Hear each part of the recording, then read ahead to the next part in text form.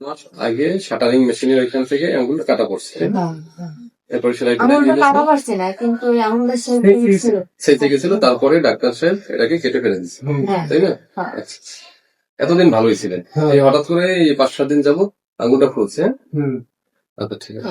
ঈদের 2 দিন আগে থেকে আঙুলটা ফুলছে, আর এর মানে 1 সপ্তাহ আগে থেকে একটু দেখেন সিদ্ধ হয়ে পানি আপনার আঙুলটা এরকম ফুলা তো ছিল না, ছিল না।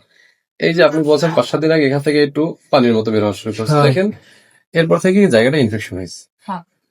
এই কিন্তু এই সাদা অংশ দেখেন না, এর ভিতরে কিন্তু পুজ জমছে, হ্যাঁ, এটা ইনফেকশন হয়েছে। আমরা আপনার এটাকে ভিতরে প্রয়োজন বের করে ওষুধ দিয়ে দেবো, আশা করি ইনশাআল্লাহ ঠিক হয়ে যাবে। আল্লাহ ভরসা।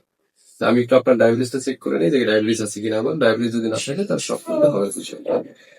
আগে তো সাদা অংশটা ছিল না, এই যে ইনফেকশনটা হয়ে হ্যাঁ আমি তো দেখছি। ইনশাআল্লাহ আল্লাহ ভরসা। না ভিতরের পয়জন বের করে দিব, ঔষধ দিব, ঠিক হয়ে যাবে।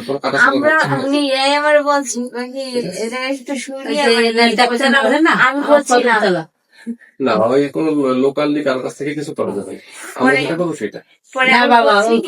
ডাক্তার আছে না কদমতলা, সারদার কালকে গেছে, আমরা পরশু দিনকে দেখা না, পরশু দিনকে গেলে। আচ্ছা ঠিক আছে, আপনি ভয় পাই না, আমরা চিকিৎসা ঠিক আছে। দর্শক, এই পেশেন্টটা আমার কাছে এসেছিল, তার আঙ্গুলের মাথায় ব্যথা এবং ফুলানি।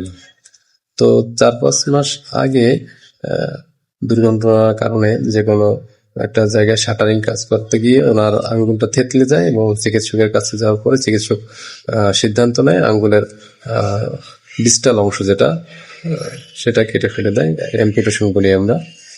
ঠিক এই 5-7 দিন আগে অ্যাম্পুটেশনের জায়গায় এখানে তার একটু পানি বের হয়, এরকম একটা কমপ্লেন আমাকে করলো যে হয়তো কোনো কারণে কোনো ইনজুরি হয়েছে বা চুলকানো কোনো কারণে কোনো আঘাত পাইয়া এরকম হয়েছে।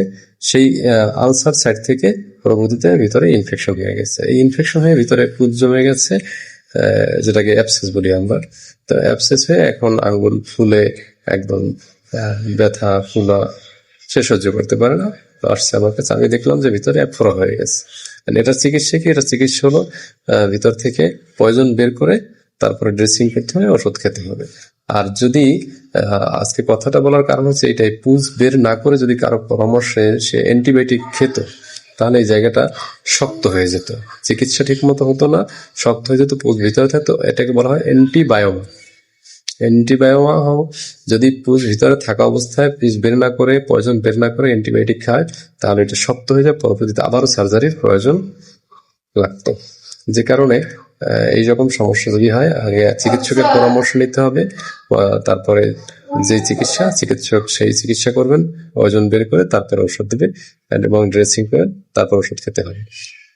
ঠিক আছে, ধন্যবাদ।